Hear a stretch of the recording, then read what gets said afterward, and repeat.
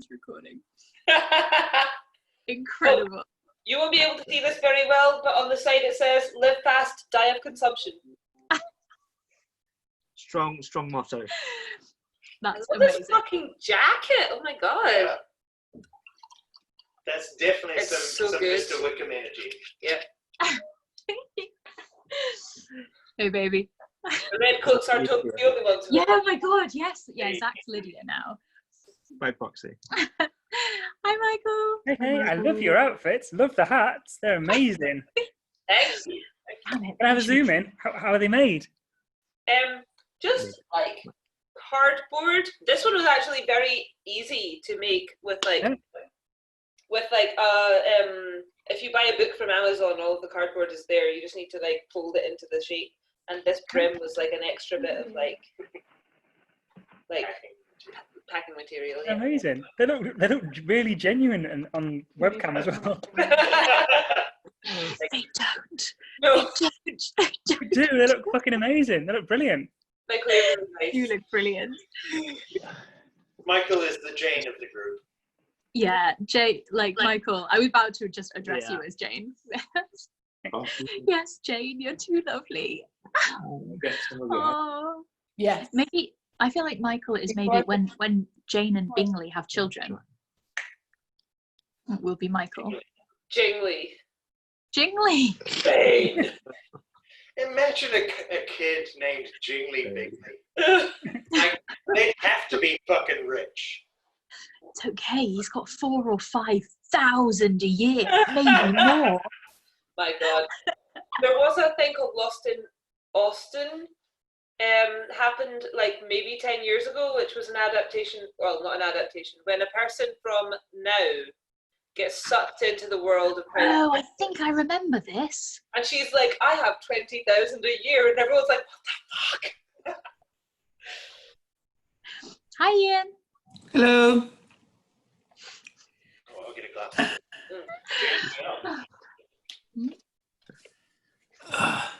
Hi, Jonah. Hi. Thank you so much, sweetie.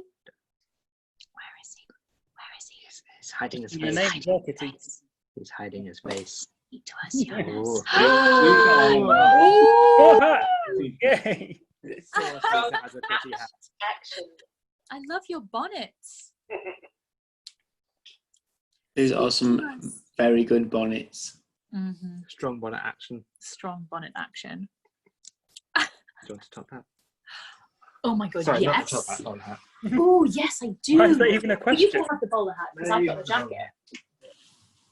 I wore this at the end of my circus, so I'm going to repeat myself. Plus, you're the one who's on camera. There you go. Does it go? Does it match? Yeah, of course. It feels a bit kind Like a of circus master. Pete Doherty. Yeah. No, I think you said. You've got big, Wait, like, what? second year film student energy. Yeah, Mm, yeah, that's what I feel like actually. yeah. Don't know what you're going. Yeah, that's Yeah. well, that's definitely what Wickham would be now, This is right? true. Yeah. Some asshole from Art. Holy shit! Oh! What? No! Blew us out the war. Damn, Vina. It's just cardboard covered in a scarf. Yeah, but so Just that was wrong. nothing. Hi, Cara. Hi. Hi, sweetie. Got the whole gang here. Have you brought the whole Bennett family with you in the background? This is the neighborhood vicar. He sees everything in terms of black and white. It's Hey. very difficult. This is the neighborhood busybody. She's naturally friends with the vicar, as you imagine. We have Mr. Monkey and his friend Colonel Grizz William. the whole neighborhood. Got the rabbi? That's very cute. No, there's no Jews in Austin. Come on. It's a perfect world. Supposedly. The Shire. Yeah, this isn't Dickens. We're not having any Fagins. Mm. Yeah, true. All the better for it. Hi, Malcolm. Wildly and immediately realise how underdressed I am. At least say you're wearing nothing. No, you can't be as underdressed as me unless you're Just the naked. bonnets. Put, Just the bonnet. if anyone doesn't have a costume, they have to put a white shirt on and jump in the bath fully clothed. Shit, that's what I was going to do with this shirt. I did consider putting a white shirt on, but not jumping in the bath fully clothed. If you just stand in the bath, I'll like shower you down. You know what? I'm stupid down to, I just didn't want to ruin the couch. After chat. Yeah. Stick around for the after chat in which I shower down Rory while he wears that shirt. Some red button doing, if you know what I mean. I don't know what I mean. What do I mean? I don't know what you mean. I love Storytime so much. Great. Is it great? Early 18th century. Oh, Emma's here. Hey, hey, Robert. Hey, Hey, somewhere, connecting. somewhere, Yeah, they're Also connecting. also connecting. Where's Exciting. Katie? Where's Katie and Nick? I don't even have a Katie yet. Says they're there. We have a muted videoless Katie. They're hiding. They're hiding. Do you think that Katie may just own a bonnet, in her normal life? Oh yeah, absolutely, absolutely. I have not a doubt in my Me mind. neither. I did consider like a proper bonnet as my weekend sewing project, and then just my looked God, into how much effort it would be, and was just like, no. No. With that. Who's Caroline Bingley? Mr. Bingley's sister. Who invited her is the question. She doesn't want to be at this party. Cheers. If you want, you can come on camera. I think Caroline's actually never going to come on video and just going to like sneakily judge everyone in the background. Yes. Legit. Yeah. Strong move. Not in the back, like in the chat. Or in She's the lab. shadily tweeting us all. Malcolm! Yeah. Yes! Aww. Oh, Malcolm's the poor person of the neighborhood. How dare you? Charity for him. Oh. This is Shots Finest. fired! Shots fucking Gosh. fired! Oh yes. No. I'm showing enough chest. Never take it off. Take it all off. Hey, oh, they're eating. Looking blue as always. Hi. How are you guys doing? Pretty sweet. Pretty sweet. Excited for the big finale. I wonder what's going to happen. I know, right? Well, the zombies Somebody's finally going to appear. get married. You Frankie, think? it's a good jacket. It might be a wedding. Well, thank you. I've had it for many, many years. It's like a proper. It's a proper one. It's a bit moth-eaten. Riding coat. That's what Serving I. the Empire. A riding coat. No, it is some sort of like dress, like military dress uniform. I don't know what for, but why not? What you're Yeah, saying no is epaulets. you pulled it off a soldier. Yeah, I Like did. you looted it. I looted it from the dead. Is that not where you guys got your bonnets? Well, yes. I think you'll find I am Lady Amazon de Prime. We put this down next to you. Yes. It is, in fact, Very a warm. man's jacket and also very warm. Yeah. Whoa. Whoa. Oh, that's heavy. It is heavy, isn't it? It's very heavy. Oh, What a good manservant. Warm. oh jinx. That will keep you warm while you're Fits fighting me, Napoleon. Oh yeah, it fits you nicely. That is the right length and breadth. Oh, Hey, Zach. Oh, hey, hey. Zach. Hey. Nice looking outfit, Cara. Yeah, it's matching, yeah. Down, son. Hey. Oh, Mr. Wickham. Someone's role playing. Hey, Zabby. It's role play, except we're both Wickham. I was going to say, Wickham would totally want to have sex with himself. Oh, absolutely. Yeah. Absolutely. oh, we match. Oh my god, cute. Cara, I've just seen your bear. It's very cute. I've been waiting for an excuse to look up used Build-A-Bear things on eBay. And to set up small tableaus for Rob to like come across it. How's quarantine working out for you there? Yeah, it's great. Turns out espresso cups make the perfect teacups for bears. That's so cute. That's very charming. Not that different from when I was a teenager. It's like mostly the sex. Like just add sex in, and that's pretty much. You're having sex with the bears? No, I just meant like in general, my life's not that different when I was like 14. I thought you meant in like these like quarantine like bear tableau that you're putting together. I'm like, If Rob and I want to role play, that's our business. yeah, that's true. That's true. Wickham and Wickham over here can't possibly comment.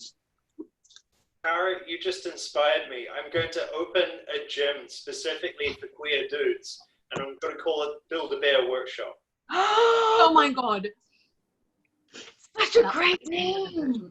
The only problem is it's a little disinclusive of other genders, but I really like the name. The only thing I don't like it is that like I kind of want to go to that gym, but I feel like I'm not the target audience.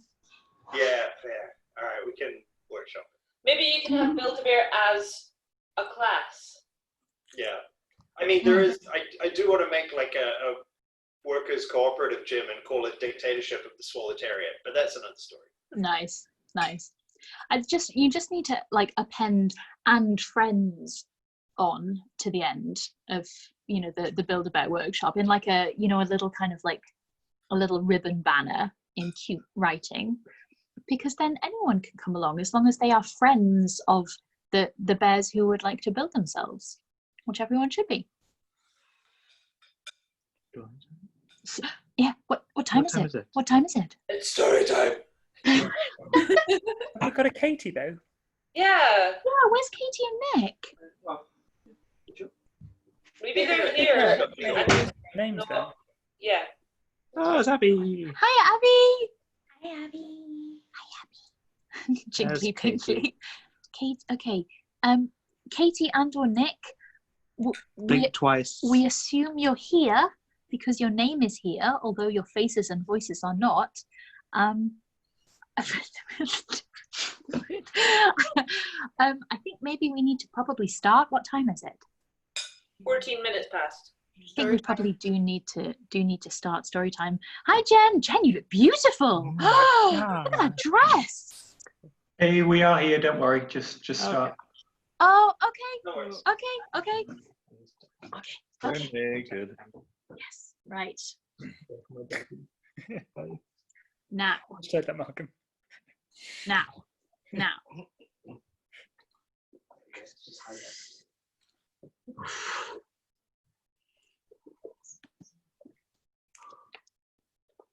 So, I think I'll get too hot in the hat.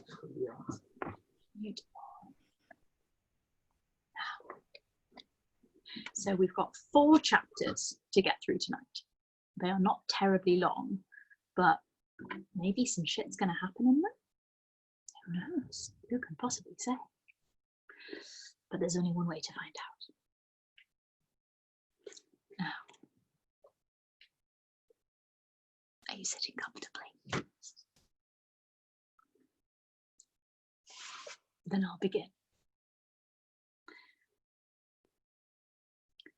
Chapter 58. Instead of receiving any such letter of excuse from his friend, as Elizabeth half expected Mr. Bingley to do, he was able to bring Darcy with him to Longbourn before many days had passed after Lady Catherine's visit.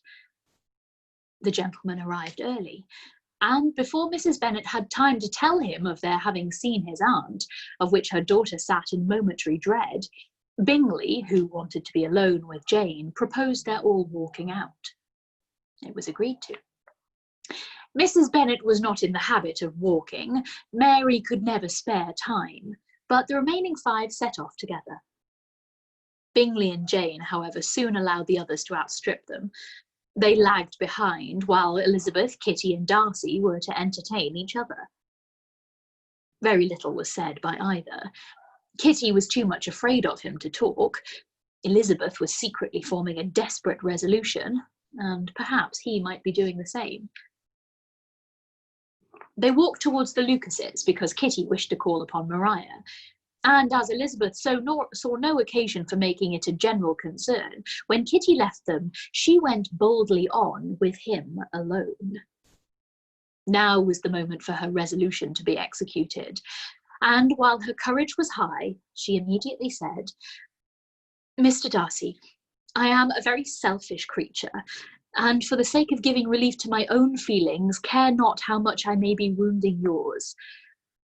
I can no longer help thanking you for your unexampled kindness to my poor sister. Ever since I have known it, I have been most anxious to acknowledge to you how gratefully I feel it. Were it known to the rest of my family, I should not have merely my own gratitude to express." "I am sorry, exceedingly sorry," replied Darcy in a tone of surprise and emotion, "that you have ever been informed of what may, in a mistaken light, have given you uneasiness. I did not think Mrs. Gardiner was so little to be trusted." "You must not blame my aunt. Lydia's thoughtlessness first betrayed to me that you had been concerned in the matter, and of course I could not rest till I knew the particulars. Let me thank you again and again, in the name of all my family, for that generous compassion which induced you to take so much trouble and bear so many mortifications for the sake of discovering them." "If you will thank me," he replied, "let it be for yourself alone. That the wish of giving happiness to you might add force to the other inducements which led me on, I shall not attempt to deny. But your family owe me nothing. Much as I respect them, I believe I thought only of you." Elizabeth was too much embarrassed to say a word. After a short pause, her companion added, "You are too generous to trifle with me. If your feelings are still what they were last April, tell me so at once. My affections and wishes are unchanged, but one word from you will silence me on this subject forever." Elizabeth, feeling all the more than common awkwardness and anxiety of his situation, now forced herself to speak, and immediately, though not very fluently, gave him to understand that her sentiments had undergone so material a change since the period to which he alluded, as to make her receive with gratitude and pleasure his present assurances. The happiness which this reply produced was such as he had probably never felt before. "Oh, lost my place, oh no. Oh." And he expressed himself on the occasion as sensibly and as warmly as a man violently in love can be supposed to do. Had Elizabeth been able to encounter his eye, she might have seen how well the expression of heartfelt delight diffused over his face became him. But though she could not look, she could listen. And he told her of feelings which, in proving of what importance she was to him, made his affection every moment more valuable. They walked on, without knowing in what direction. There was too much to be thought and felt and said for attention to any other objects. She soon learnt that they were indebted for their present good understanding to the efforts of his aunt, who did call on him in her return through London, and there relate her journey to Longbourn, its motive and the substance of her conversation with Elizabeth, dwelling emphatically on every expression of the latter, which in her ladyship's apprehension peculiarly denoted her perverseness and assurance, in the belief that such a relation must assist her endeavours to obtain that promise from her nephew which she had refused to give. But, unluckily for her ladyship, its effect had been exactly contrariwise. "It taught me to hope," said he, "as I had scarcely ever allowed myself to hope before. I knew enough of your disposition to be certain that, had you been absolutely irrevocably decided against me, you would have acknowledged it to Lady Catherine, frankly and openly." Elizabeth coloured and laughed as she replied, "Yes, you know enough of my frankness to believe me capable of that. After abusing you so abominably to your face, I could have no scruple in abusing you to all your relations." "What did you say of me that I did not deserve?" For though your accusations were ill-founded, formed on mistaken premises, my behaviour to you at the time had merited the severest reproof. It was unpardonable. I cannot think of it without abhorrence. We will not quarrel for the greater share of blame annexed to that evening, said Elizabeth. The conduct of neither, if strictly examined, will be irreproachable. But since then we have both, I hope, improved in civility.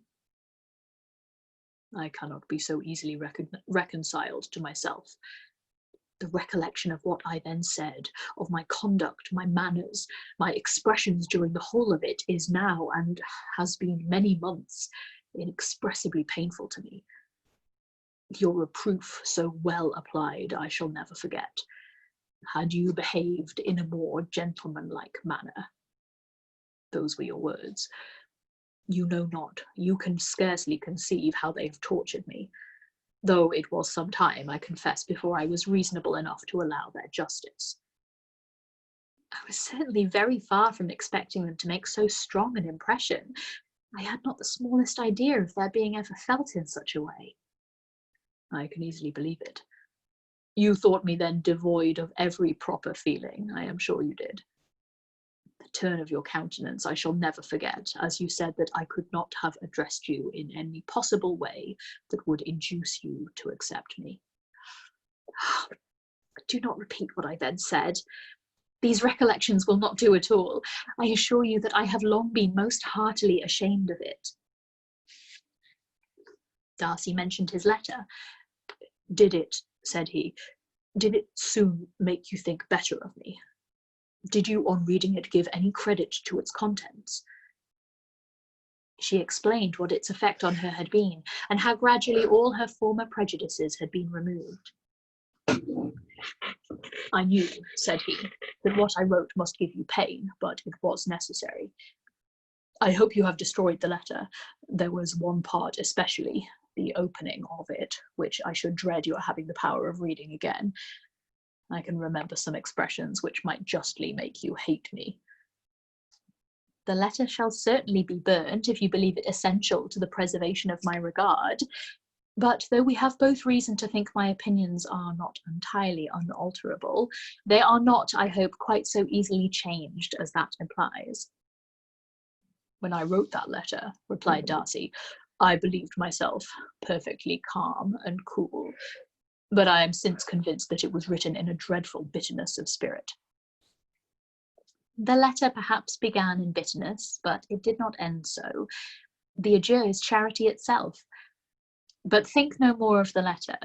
The feelings of the person who wrote and the person who received it are now so widely different from what they were then that every unpleasant circumstance attending it ought to be forgotten. You must learn some of my philosophy. Think only of the past as its remembrance gives you pleasure. I cannot give you credit for any philosophy of the kind. Your retrospections must be so totally void of reproach that the contentment arising from them is not of philosophy, but what is much better, of ignorance. But with me it is not so. Painful recollections will intrude, which ought not to be repelled. I have been a selfish being all my life, in practice, though not in principle. As a child, I was taught what was right, but I was not taught to correct my temper. I was given good principles, but left to follow them in pride and conceit. Unfortunately, an only son, and for many years an only child, I was spoilt by my parents, who, though good themselves, my father particularly, all that was benevolent and amiable, allowed, encouraged, almost taught me to be selfish and overbearing, to care for none beyond my own family circle, to think meanly of all the rest of the world, to wish at least to think meanly of their sense and worth compared with my own. Such I was from 8 to 28, and such I might still have been but for you, dearest, loveliest Elizabeth. What do I not owe you? You taught me a lesson, hard indeed at first, but most advantageous. By you I was properly humbled. I came to you without a doubt of my reception. You showed me how insufficient were all my pretensions to please a woman worthy of being pleased. Had you then persuaded yourself that I should? Indeed I had. What will you think of my vanity? I believed you to be wishing, expecting my addresses. My manners must have been in fault, but not intentionally, I assure you. I never meant to deceive you, but my spirits might often lead me wrong. How you must have hated me after that evening. Hate you? I was angry, perhaps, at first, but my anger soon began to take a proper direction. I am almost afraid of asking what you thought of me when we met at Pemberley. You blamed me for coming? No, indeed. I felt nothing but surprise. Your surprise could not be greater than mine in being noticed by you. My conscience told me that I deserved no extraordinary politeness, and I confess that I did not expect to receive more than my due. My object then, replied Darcy, was to show you by every civility in my power that I was not so mean as to resent the past, and I hoped to obtain your forgiveness, to lessen your ill opinion by letting you see that your reproofs had been attended to. How soon any other wishes introduced themselves, I can hardly tell, but I believe in about half an hour after I had seen you. He then told her of Georgiana's delight in her acquaintance, and of her disappointment at its sudden interruption, which, naturally leading to the cause of that interruption, she soon learnt that his resolution of following her from Derbyshire in quest of her sister had been formed before he quitted the inn, and that his gravity and thoughtfulness there had arisen from no other struggles than what such a purpose must comprehend. She expressed her gratitude again, but it was too painful a subject to each to be dwelt on further. After walking several miles in a leisurely manner, and too busy to know anything about it, they found at last, on examining their watches, that it was time to be at home. What could become of Mr. Bingley and Jane, which was a wonder which introduced the discussion of their affairs? Darcy was delighted with their engagement. His friend had given him the earliest information of it. I must ask whether you were surprised, said Elizabeth. Not at all. When I went away, I felt that it would soon happen. That is to say, you had given your permission. I guessed as much. And though he exclaimed at the term, she found that it had pretty much been the case. On the evening before my going to London, said he, I made a confession to him, which I believe I ought to have made long ago. I told him of all that had occurred to make my former interference in his affairs absurd and impertinent. His surprise was great. He had never had the slightest suspicion. I told him, moreover, that I believed myself mistaken in supposing, as I had done, that your sister was indifferent to him, and as I could easily perceive that his attachment to her was unabated, I felt no doubt of their happiness together. Elizabeth could not help smiling at his easy manner of directing his friend. Did you speak from your own observation, said she, when you told him that my sister loved him, or merely from my information last spring? From the former. I had narrowly observed her during the 2 visits which I had lately made her here, and I was convinced of her affection. And your assurance of it, I suppose, carried immediate conviction to him? It did. Bingley is most unaffectedly modest. His diffidence had prevented his depending on his own judgment in so anxious a case, but his reliance on mine made everything easy. I was obliged to confess one thing, which for a time, and not unjustly, offended him. I could not allow myself to conceal that your sister had been in town 3 months last winter, that I had known it, and purposely kept it from him. He was angry. But his anger, I am persuaded, lasted no longer than he remained in any doubt of your sister's sentiments. He has heartily forgiven me now. Elizabeth longed to observe that Mr. Bingley had been a most delightful friend, so easily guided that his worth was invaluable, but she checked herself. She remembered that he had yet to learn to be laughed at, and it was rather too early to begin. In anticipating the happiness of Bingley, which of course was to be inferior only to his own, he continued the conversation till they reached the house. In the hall they parted. Chapter 59. "My dear Lizzie, where can you have been walking to?" was a question which Elizabeth received from Jane as soon as she entered the room, and from all the others when they sat down to table. She had only to say in reply that they had wandered about till she was beyond her own knowledge. She coloured as she spoke, but neither that nor anything awakened a suspicion of the truth. The evening passed quietly, unmarked by anything extraordinary. The acknowledged lovers talked and laughed. The unacknowledged were silent. Darcy was not of a disposition in which happiness overflows in mirth, and Elizabeth, agitated and confused, rather knew that she was happy than felt herself to be so. For, besides the immediate embarrassment, there were other evils before her. She anticipated what would be felt in the family when her situation became known. She was aware that no one liked him but Jane, and even feared that with the others it was a dislike which not all his fortune and consequence might do away. At night she opened her heart to Jane. Though suspicion was very far from Miss Bennet's general habits, she was absolutely incredulous here. "You are joking, Lizzie. This cannot be. Engaged to Mr. Darcy? No, no, you shall not deceive me. I know it to be impossible." "This is a wretched beginning indeed. My sole dependence was on you, and I am sure nobody else will believe me if you do not.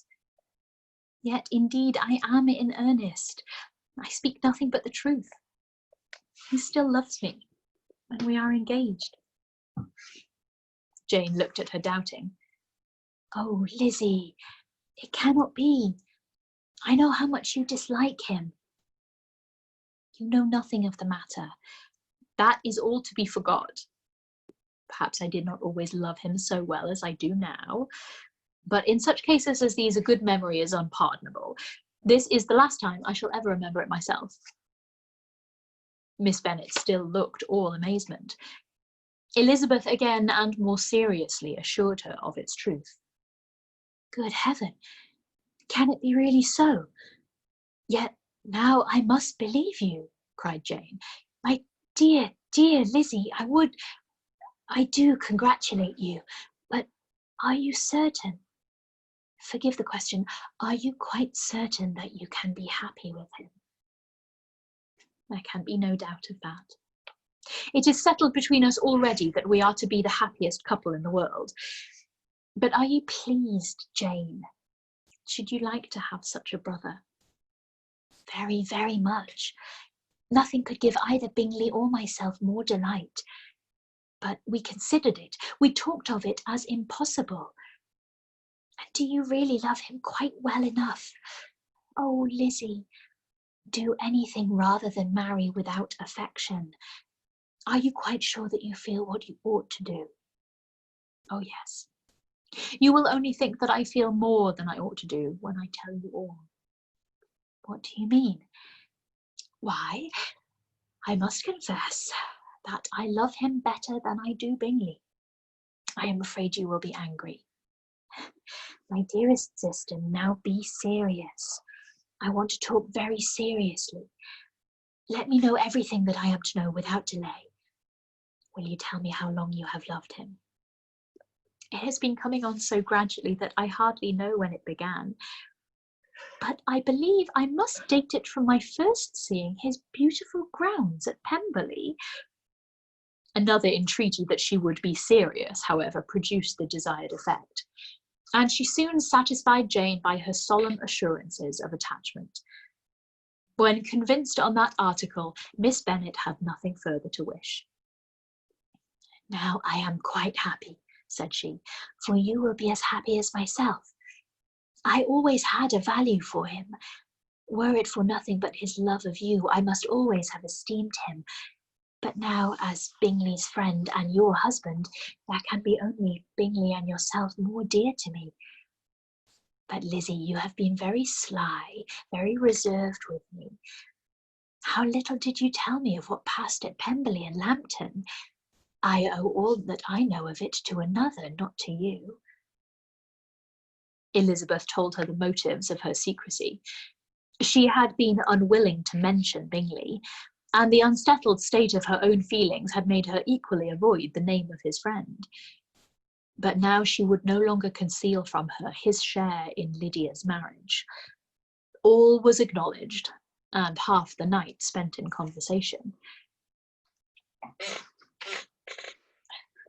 Good gracious! Cried Mrs. Bennet as she stood at a window the next morning. If that disagreeable Mr. Darcy is not coming here again with our dear Bingley, what can he mean by being so tiresome as to be always coming here? I had no notion but he would go a-shooting or something or other, and not disturb us with his company. What shall we do with him? Lizzie, you must walk out with him again, that he may not be in Bingley's way. Elizabeth could hardly help laughing at so convenient a proposal, yet was really vexed that her mother should be always giving him such an epithet.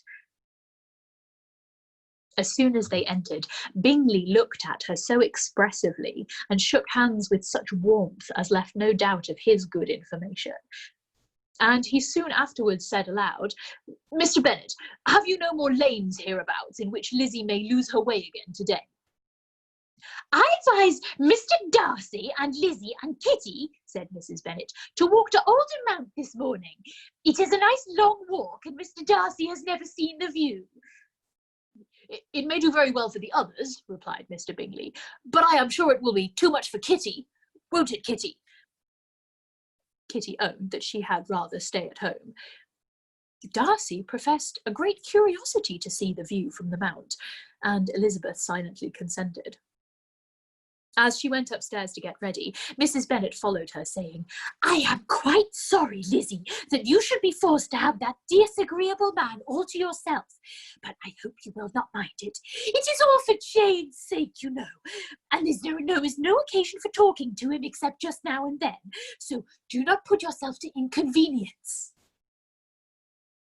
During their walk, it was resolved that Mr. Bennet's consent should be asked in the course of the evening.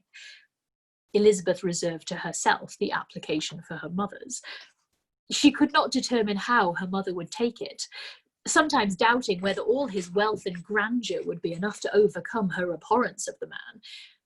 But whether she were violently set against the match or violently delighted with it, it was certain that her manner would be equally ill adapted to do credit to her sense. And she could no more bear that Mr. Darcy should hear the first raptures of her joy than the first vehemence of her disapprobation. In the evening, soon after Mr. Bennet withdrew to the library, she saw Mr. Darcy rise also and follow him, and her agitation on seeing it was extreme. She did not fear her father's opposition, but he was going to be made unhappy, and that it should be through her means, that she, his favourite child, should be distressing him by her choice, should be filling him with fears and regrets in disposing of her, was a wretched reflection. And she sat in misery till Mr. Darcy appeared again, when, looking at him, she was a little relieved by his smile. In a few minutes he approached the table where she was sitting with Kitty, and while pretending to admire her work, said in a whisper, Go to your father. He wants you in the library. She was gone directly. Her father was walking about the room, looking grave and anxious. Lizzie, said he, what are you doing? Are you out of your senses to be accepting this man? Have you not always hated him? How earnestly did she then wish that her former opinions had been more reasonable, her expressions more moderate. It would have spared her from explanations and professions which was exceedingly awkward to give, but they were now necessary, and she assured him with some confusion of her attachment to Mr. Darcy. Or, in other words, you are determined to have him. He is rich, to be sure, and you may have more fine clothes and fine carriages than Jane. But will they make you happy? Have you any other objection, said Elizabeth, than your belief of my indifference? Not at all. We all know him to be a proud, unpleasant sort of man, but this would be nothing if you really liked him. I do like him, she replied with tears in her eyes. I love him. Indeed, he has no improper pride. He is perfectly amiable. You do not know what he really is, then pray do not pain me by speaking of him in such terms. Lizzie, said her father, I have given him my consent. He is the kind of man indeed to whom I should never dare refuse anything which he condescended to ask. I now give it to you, if you are resolved on having him. But let me advise you to think better of it. I know your disposition, Lizzie. I know that you could be neither happy nor respectable unless you truly esteemed your husband, unless you looked up to him as a superior. Your lively talents would place you in the greatest danger in an unequal marriage. You could scarcely escape discredit and misery. My child, let me not have the grief of seeing you unable to respect your partner in life. You know not what you are about. Elizabeth, still more affected, was earnest and solemn in her reply, and at length, by repeated assurances that Mr. Darcy was really the object of her choice, by explaining the gradual change which her estimation of him had undergone, relating her absolute certainty that his affection was not the work of a day, but had stood the test of many months' suspense, and enumerating with energy all his good qualities, did she conquer her father's incredulity and reconcile him to the match. Well, my dear, said he when she ceased speaking, I have no more to say. If this be the case, he deserves you. I could not have parted with you, my Lizzie, to anyone less worthy. To complete the favourable impression, she then told him what Mr. Darcy had voluntarily done for Lydia. He heard her with astonishment. This is an evening of wonders indeed. And so, Darcy did everything. Made up the match, gave the money, paid the fellow's debts, and got him his commission. So much the better. It will save me a world of trouble and economy. Had it been your uncle's doing, I must and would have paid him. But these violent young lovers carry everything their way. I shall offer to pay him tomorrow. He will rant and storm about his love for you, and there will be an end of the matter. He then recollected her embarrassment a few days before on his reading Mr. Collins' letter, and after laughing at her some time, allowed her at last to go, saying as she quitted the room, If any young men come for Mary or Kitty, send them in. I am quite at leisure. Elizabeth's mind was now relieved from a very heavy weight, and after half an hour's quiet reflection in her own room, she was able to join the others with tolerable composure. Everything was too recent for gaiety, but the evening passed tranquilly away. There was no longer anything material to be dreaded, and the comfort of ease and familiarity would come in time. When her mother went up to her dressing room at night, she followed her and made the important communication. Its effect was most extraordinary, for on hearing it, Mrs. Bennet sat quite still and unable to utter a syllable. Nor was it under many, many minutes that she could comprehend what she heard, though not in general backward to credit what was for the advantage of her family, or that came in the shape of a lover to any of them. She began at length to recover, to fidget about in her chair, get up, sit down again, wonder and bless herself. Good gracious! Lord bless me! Only think! Dear me, Mr. Darcy! Who would have thought it? And is it really true? Oh, my sweetest Lizzie, how rich and how great you will be! What pin money, what jewels, what carriages you will have! James is nothing to it, nothing at all. Oh, I am so pleased, so happy, such a charming man, so handsome, so tall. Oh, my dear Lizzie, Pray apologise for my having disliked him so much before. I hope he will overlook it. Dear, dear Lizzie, a house in town, everything that is charming, 3 daughters married, 10,000 a year. Oh, Lord, what will become of me? I shall go distracted. This was enough to prove that her approbation need not be doubted. And Elizabeth, rejoicing that such an effusion was heard only by herself, soon went away. But before she had been 3 minutes in her own room, her mother followed her. My dearest child, she cried, I can think of nothing else. 10,000 a year, and very likely more. 'Tis as good as a lord. And a special license. You must and shall be married by a special license. But, my dearest love, tell me which dish Mr. Darcy is particularly fond of, that I may have it tomorrow. This was a sad omen of what her mother's behaviour to the gentleman himself might be, and Elizabeth found that though in the certain possession of his warmest affection and secure of her relations' consent, there was still something to be wished for.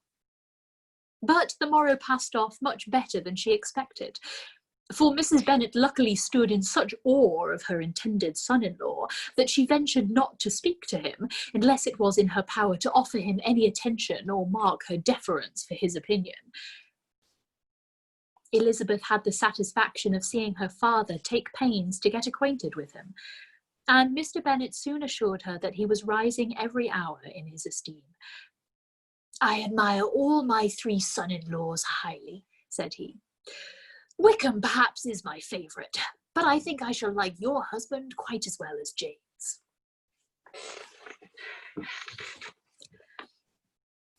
Chapter 60. Elizabeth's spirits soon rising to playfulness again, she wanted Mr. Darcy to account for his having ever fallen in love with her. How could you begin? Said she. I can comprehend your going on charmingly when you had once made a beginning, but what set you off in the first place? I cannot fix on the hour or the spot or the look or the words which laid the foundation. It is too long ago. I was in the middle before I knew that I had begun. My beauty you had early withstood, and as for my manners, my behaviour to you was at least always bordering on the uncivil, and I never spoke to you without rather wishing to give you pain than not. Now, be sincere. Did you admire me for my impertinence? For your liveliness of your mind, I did. You may as well call it impertinence at once. It was very little less. The fact is that you were sick of civility, of deference, of officious attention. You were disgusted with women who were always speaking and looking and thinking for your approbation alone. I roused and interested you because I was so unlike them. Had you not been really amiable, you would have hated me for it. But in spite of the pains you took to disguise yourself, your feelings were always noble and just. And in your heart you thoroughly despised the persons who so assiduously courted you. There, I have saved you the trouble of accounting for it. And really, all things considered, I begin to think it perfectly reasonable. To be sure, you know no actual good of me, but nobody thinks of that when they fall in love. Was there no good in your affectionate behaviour to Jane while she was ill at Netherfield? Dearest Jane, who could have done less for her? But make a virtue of it by all means. My good qualities are under your protection, and you are to exaggerate them as much as possible. And in return, it belongs to me to find occasions for teasing and quarrelling with you as often as may be. And I shall begin directly by asking you what made you so unwilling to come to the point at last? What made you so shy of me when you first called and afterwards dined here? Why, especially when you called, did you look as if you did not care about me? Because you were grave and silent, and gave me no encouragement. But I was embarrassed, and so was I. You might have talked to me more when you came to dinner. A man who had felt less might. How unlucky that you should have a reasonable answer to give, and that I should be so reasonable as to admit it.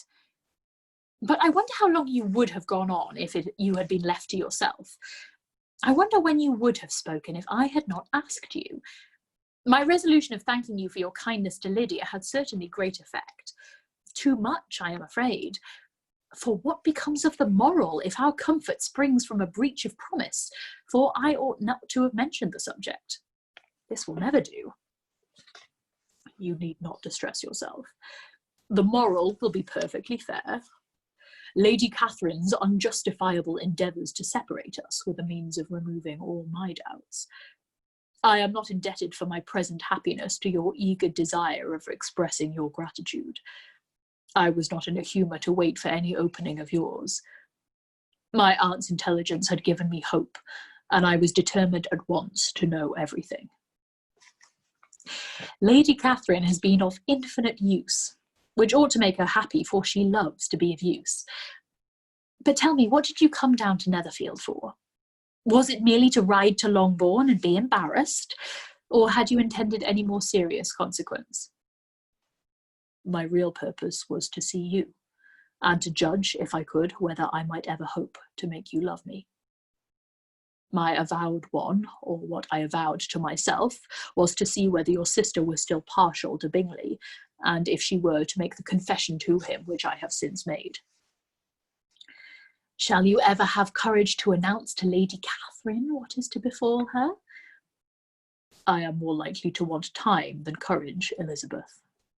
But it ought to be done, and if you will give me a sheet of paper, it will be done directly. And if I had not a letter to write myself, I might sit by you and admire the evenness of your writing, as another young lady once did. But I have an aunt too, who must no longer be neglected.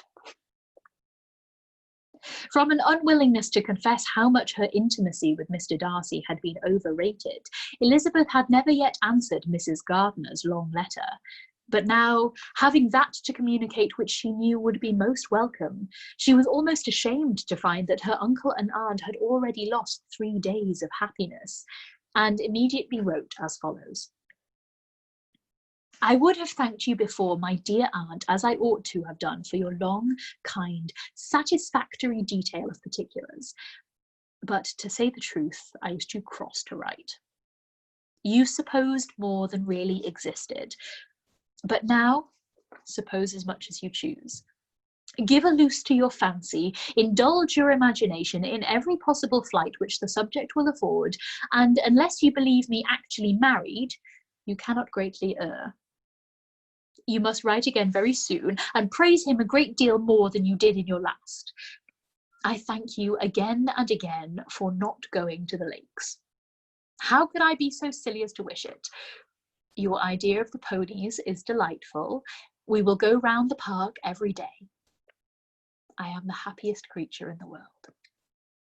Perhaps other people have said so before, but not one with such justice. I am happier even than Jane.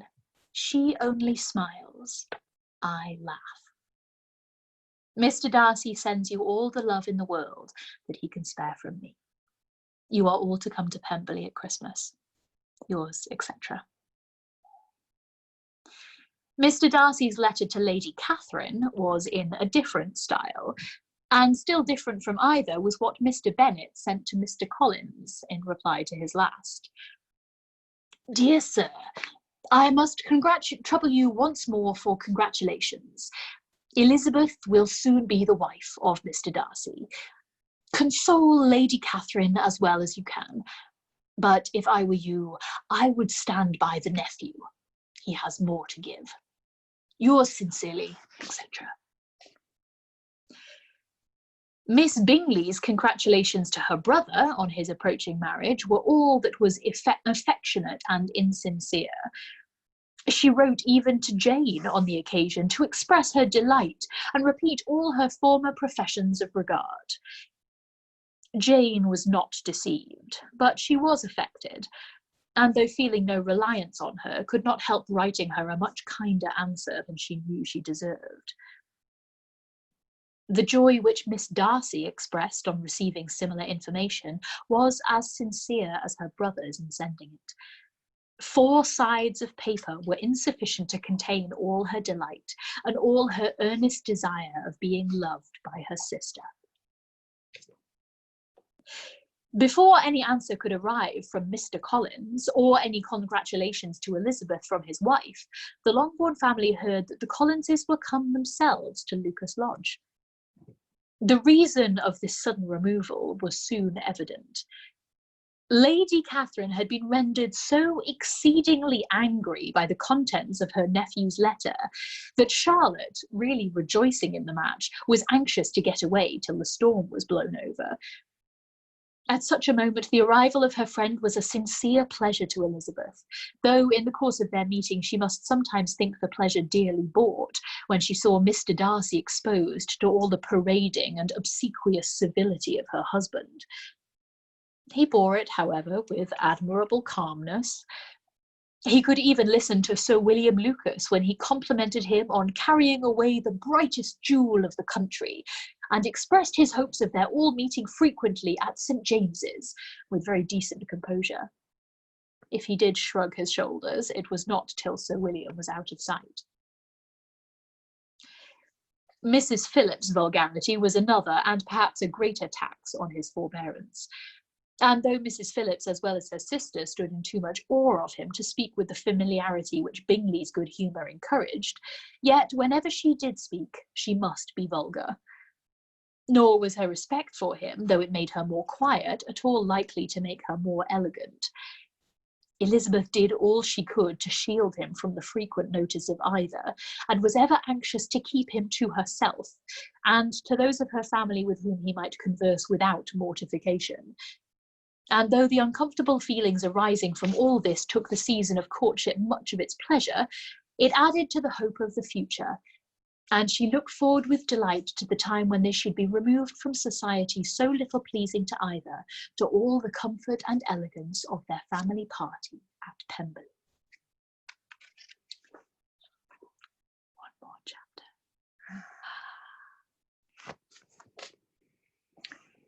Chapter 61. Happy for all her maternal feelings was the day on which Mrs. Bennet got rid of her two most deserving daughters. With what delighted pride she afterwards visited Mrs. Bingley and talked of Mrs. Darcy may be guessed. I wish I could say, for the sake of her family, that the accomplishment of her earnest desire in the establishment of so many of her children produced so happy an effect as to make her a sensible, amiable, well-informed woman for the rest of her life. Though perhaps it was lucky for her husband, who might not have relished domestic felicity in so unusual a form, that she still was occasionally nervous and invariably silly. Mr. Bennet missed his second daughter exceedingly. His affection for her drew him oftener from home than anything else could do. He delighted in going to Pemberley, especially when he was least expected. Mr. Bingley and Jane remained at Netherfield only a 12-month. So near a vicinity to her mother and Meryton relations was not desirable even to his easy temper or her affectionate heart. The darling wish of his sisters was then gratified.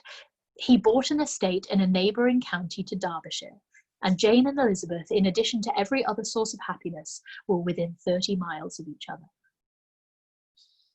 Kitty, to her very material advantage, spent the chief of her time with her two eldest sisters. In society so superior to what she had generally known, her improvement was great. She was not of so ungovernable a temper as Lydia, and removed from the influence of Lydia's example, she became, by proper attention and management, less irritable, less ignorant, and less insipid. From the farther disadvantage of Lydia's society, she was, of course, carefully kept, and though Mrs. Wickham frequently invited her to come and stay with her, with the promise of balls and young men, her father would never consent to her going. Mary was the only daughter who remained at home, and she was necessarily drawn from the pursuit of accomplishments by Mrs. Bennet's being quite unable to sit alone. Mary was obliged to mix more with the world, but she could still moralize over every morning visit, and as she was no longer mortified by comparisons between her sister's beauty and her own, it was suspected by her father that she submitted to the change without much reluctance. As for Wickham and Lydia, their characters suffered no revolution from the marriage of her sisters.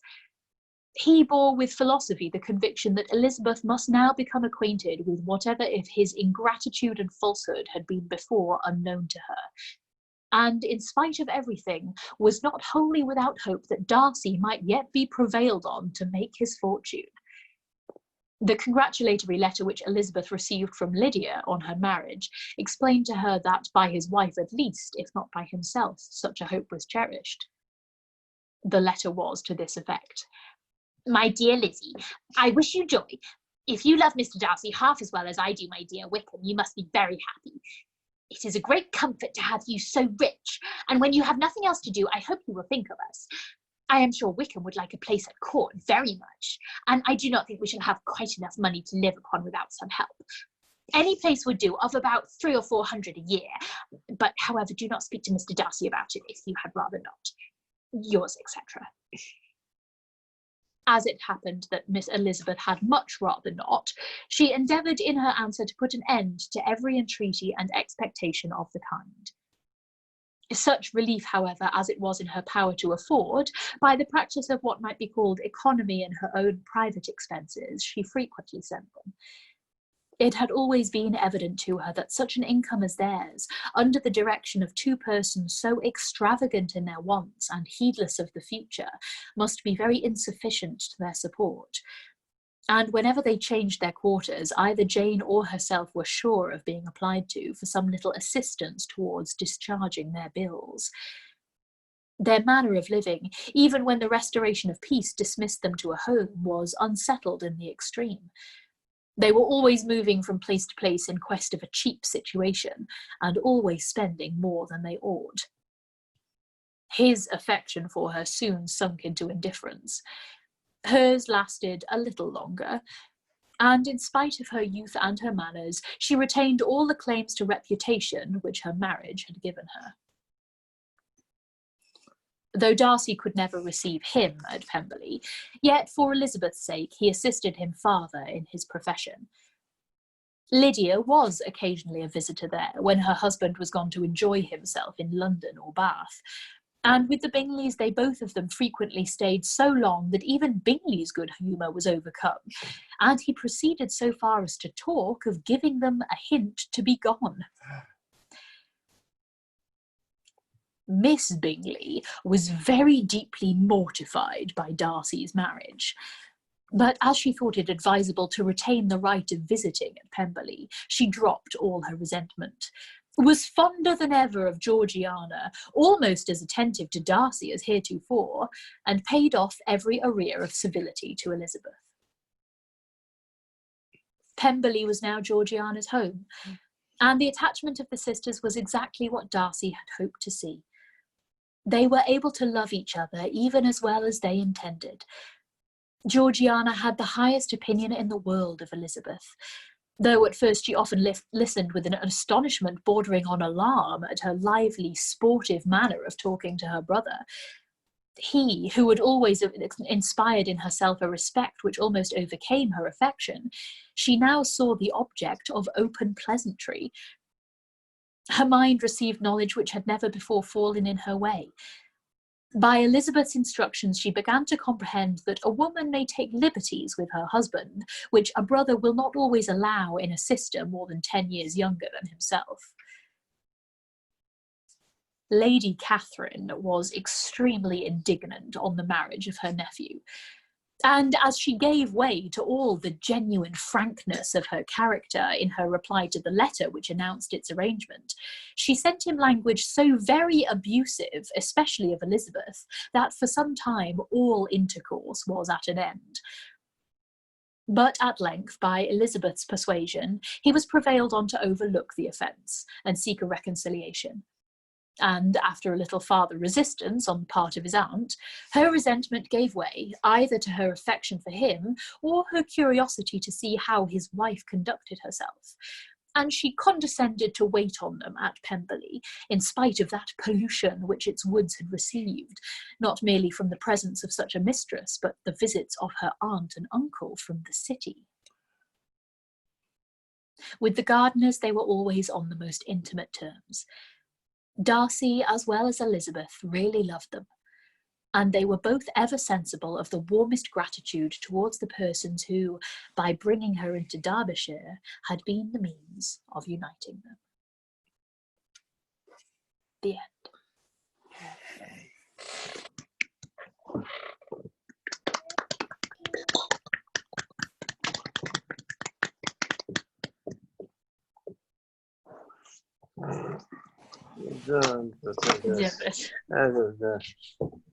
Come off this creaky chair. Yeah. Come join me. Should I do my shout out? Nah. Everyone's very quiet. Oh, right. I'm excited to see what's going to happen, Rory. Yeah, I'm watching too. Oh my god! Okay, hold on. Let me wait, don't do it yet. Wait, let me spotlight you.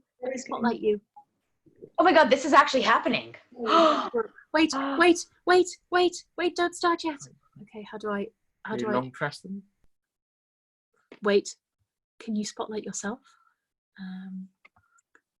Radio Amazon Prime Spotlight Video Call. Right. We'll just pin them. Ready? Such objectification, I don't know.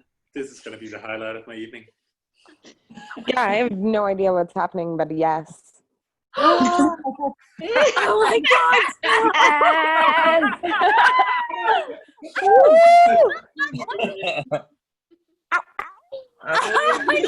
Yeah.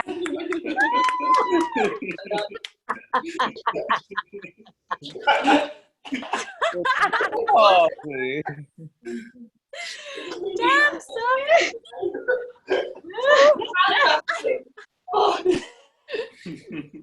Okay. Oh my god. Yes. Perform. Okay. Rory, okay, I've got a line for you. I need you to come up close to the camera and say, "In vain I have struggled. It will not do. You must allow me to tell you how ardently I admire and love you." In vain I have struggled. It will not do. You must allow me to tell you so how ardently I have admired you. Yes!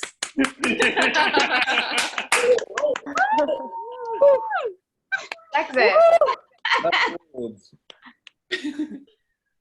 Nick doesn't understand what's happening. Does someone want to explain to him? There is an explanation. There's in the Colin Firth Mr. Darcy rendition, there is an entirely gratuitous scene where when Elizabeth is at Pemberley wandering around going, "Oh, it is a nice house," he arrives back unexpectedly, and the first thing that he does, because he is hot and sweaty from riding on his horse, is dive into a pond fully clothed, and then she comes across him walking up from the house as he rounds the corner of a tree in his wet shirt, and she's all literally comes across him. Mr. Darcy. And it was an extremely definitive scene. Very similar to what Rory just did. It was listed as the most famous scene in British television. Oh, God. And then a few years ago, someone did a massive statue of it in the lake in, I can't remember if it was Hyde Park or one of the parks in London. When I say massive, I mean massive, many, many, many feet tall. Holy shit. Yeah. I'll post a screenshot. Let's post the scene on Storytime. That scene has got to be all over YouTube. So when I rewatched the miniseries lately, because obviously, and when I got to that scene, I was all like this. I was just really attentive, and then I was really disappointed, and I googled it because I was convinced that maybe the Netflix version had cut the scene. But no, it's that I, obviously in my brain, I saw Colin Firth's bottom, and I had created this entire scene where he actually strips down nude and goes the lake, and then Elizabeth like spies him. I reckon I like conflated, because that does happen in like other period, adaptations. I reckon, but I don't know if I dreamed it or if I just like imagined it, but I was like, why didn't I see Colin first bottom? I was like, oh no, that's the scene. I just made it up.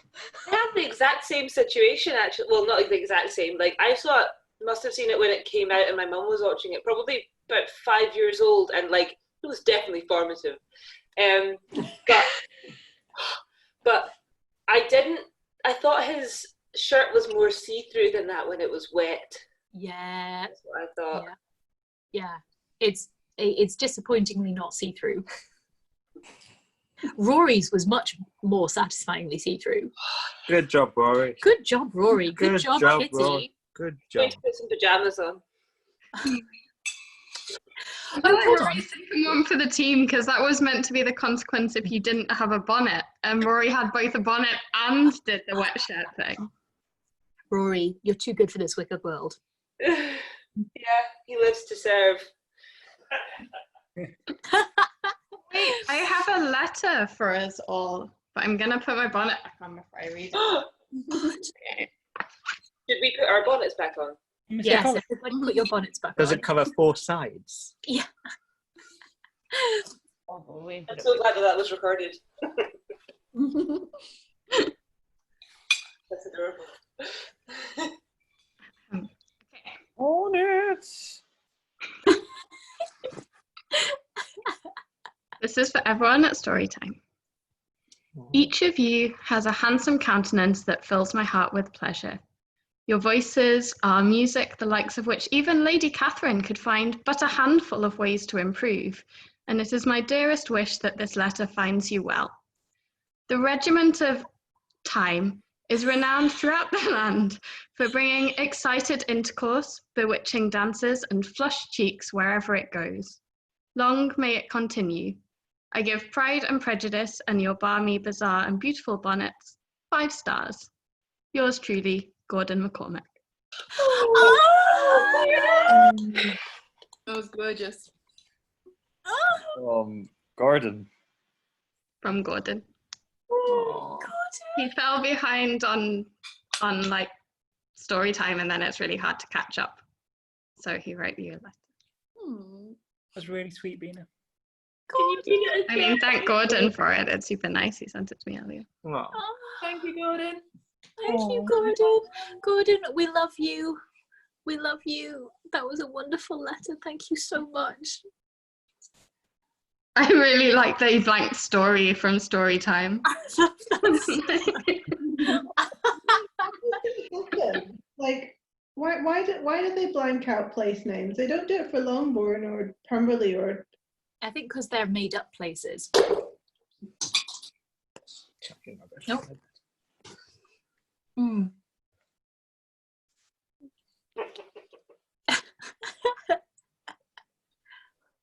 Sometimes they they're actually real places, and they don't want anyone to like know that.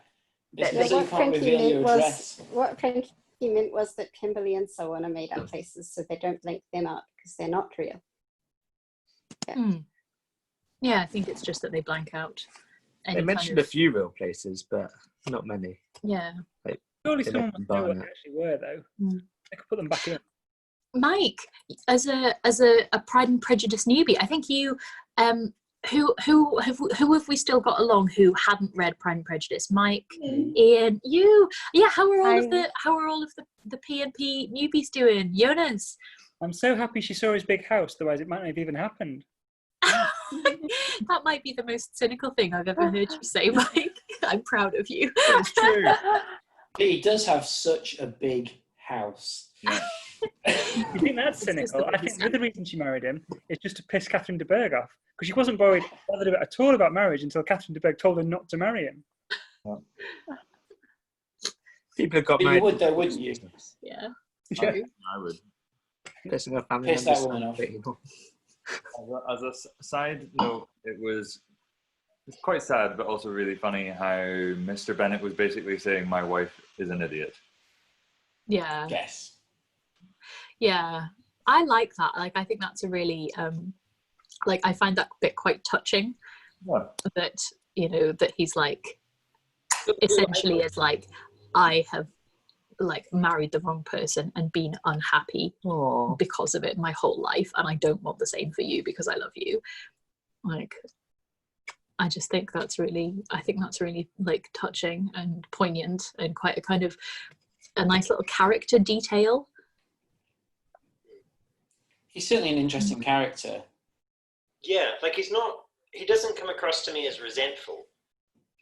But yeah, there's a melancholy to it, Yeah. As a movie to Pride and Prejudice, what did you think? Sorry, it clipped out on the mic. I found it really amusing when we were going through the part with all of the letters of everybody's reaction to it, and my brain was just like, this is the old-timey version of someone updating their status engaged on Facebook and everyone commenting on it. Mm-hmm. That was just all I could think of. But I did really like that you got to see everyone's reactions. Very much agreed on all of the Mr. Bennet stuff. That kind of broke my heart a little bit, but also made my heart a bit, because at least he can recognize it and is trying to prevent people he cares about from having the same fate. I mean, he is mean to his wife. Like, he's often not a nice person. But like, well, he certainly fucks with her. But then I think it really depends on how you play it, because Kitty and I fuck with each other constantly. It's different when you're out of my way to distress Kitty with visceral images. It's different if one of you doesn't get that it's a joke. If one of you is having jokes and just like you're just amusing yourself at the expense of the stupidity of your wife. Yeah, it's super mean. Plus, we kind of hope that you don't actually hate each other. I sort of feel like they don't hate each other, though. Yeah,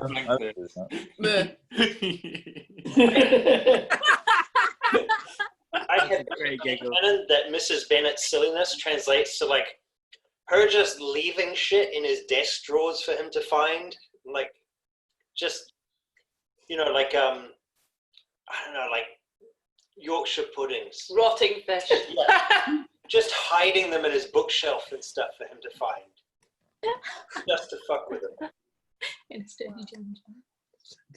But maybe she's upping the ante on being really annoying just as retaliation. Like, she doesn't mean half of this, but like, what else does she have? She's trolling him. Yeah. No, I think she What's is. that adaptation? What's that, Malcolm Love? I was saying I don't agree. I just think she's the worst.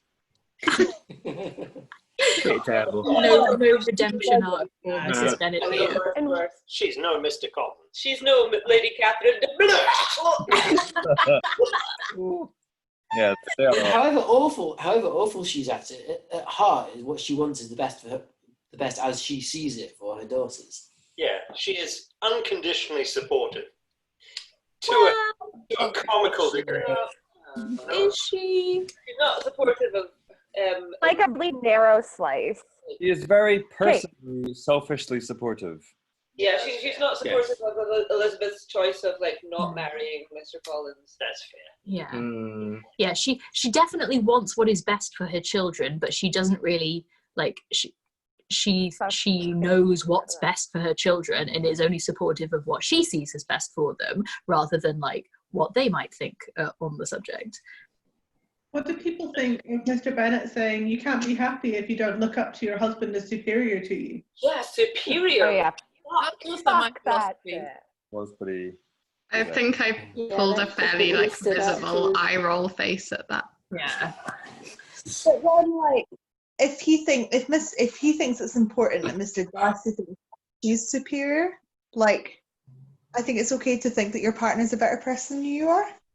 Yeah, that's what I was gonna say. Like, I don't know, like, not the kind of like, oh yeah, no, like is superior to you, like that just is better than you, but like, yeah, there are kind of like the sort of thing of going like, oh, you know, like this about my partner is great, and it's like they are so much better at this than they are, like they are, you know, a nicer person than I am, or they are like I don't know, you know, kinder to small animals than I am, and I like admire them. Like, yeah, I don't know. I don't know. I think it really did have a genderedness to it.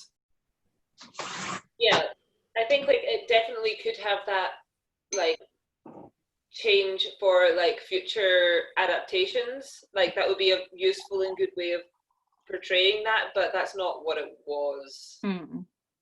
Yeah. I think it's To say superior. different. Like having someone who challenges you versus having someone who's superior to you. Like, you know, having someone who you have rigorous intercourse with, as Mr. Bennett would like to say, is important. And it's the one directionness of it as well. It's like you were saying, it's important for Lizzie to be in a relationship with someone who she sees as superior, but like then Darcy's in a relationship with someone he sees as inferior. You know, it's sort of that.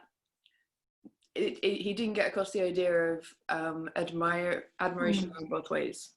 Thing is, but at the same time, like just wording, pure wording. If you like have a relationship with someone who is superior, full stop, then that can mean superior to the competition, the alternatives, Mr. Collins. Yeah.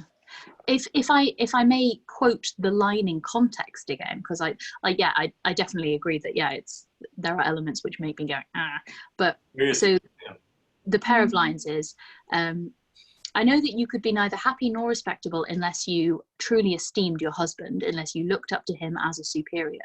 Your lively talents would place you in the greatest danger in an unequal marriage. So he, like, his very next sentence is like, you know, he's saying like you mustn't be in an unequal marriage. So not just that do you know what I mean? Like that's I think the implication there is like it's not just that like, oh, you know, he needs to be better than you, but that it's like that you need to be on like an equal footing.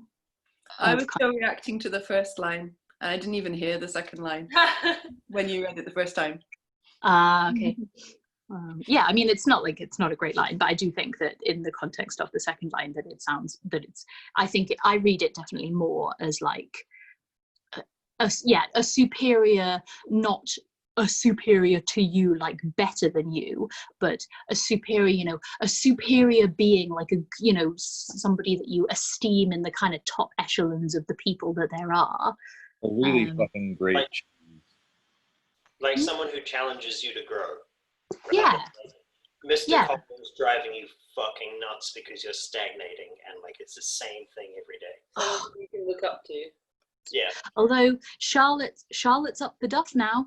Well, she made it work, but yeah, but Elizabeth would just go full fucking Virginia Woolf. I think definitely, like, I don't know, maybe Cara will be able to tell us more about like what the legal like position was for women and whether or not they were just for all intents and purposes property at this point, but it seems pretty bleak in comparison with where we are now. Oh yeah, they had very, very few rights until late into the 19th century, and actually really like kind of into the 20th century. That's why being a widow was so powerful, because it was one of the few ways that you could actually own property and have freedom. So you know, and that's why a lot of widows like were careful about if they married again, because they would have then all of their property then would have been signed over to their husband. Yeah. So within this context, being able to look up to your husband as your superior, as your supervisor to a certain extent, or your manager would be like a positive, I guess, because that's a system that you're not going to be able to escape from. Yeah. Look up to your supervisor person. Yeah, you want to trust a person who's in charge of your stuff. Yeah. I mean, she doesn't have much, to be honest. She's got a very small, but I kind of always like took it as, I don't know, a little bit like really smart people quite like to marry someone even smarter than them. You know? For sure. Yeah. And I want always, you know, I was like, I've got to marry someone either as smart as me or smarter than me. Oh, Rory, Kitty, that was so fucking cute. That was such a fucking cute interaction that you just had, and I really wish that it had been on camera. I'm so glad I saw that. Sorry, I just... I was having the same feelings, like... and was saying that like often like smart people like to like Oh, be I wasn't saying that, with someone Carolyn. who's even smarter than them, and like Rory like looked at Kitty and was like, Aw. oh my god. Yeah, there's a lot of nudging going back and forth. So speaking of galaxy brains, can we all agree that definitely Lydia got really into a multi-level marketing scheme? Oh yeah, definitely. Fucking Lydia. Have you heard Oh, the we're still recording. Hold on, guys. Wait, hold on. Everybody say goodbye to the catch-up crew. Everyone say goodbye. Goodbye, catch-up Goodbye. crew. Love you. And like Love you. specific shout out, particularly to Gordon, if you catch up to this at some point. We love you, and you're here with us in spirit. And whenever you are watching this, Tell us your notes. we love you a lot. Yeah, it's send us never all too your late. notes.